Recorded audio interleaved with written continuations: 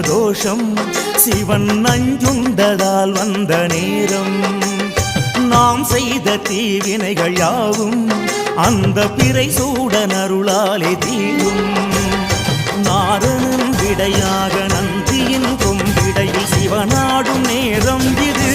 சிவன் வரும் சுகமான நேரம் இது.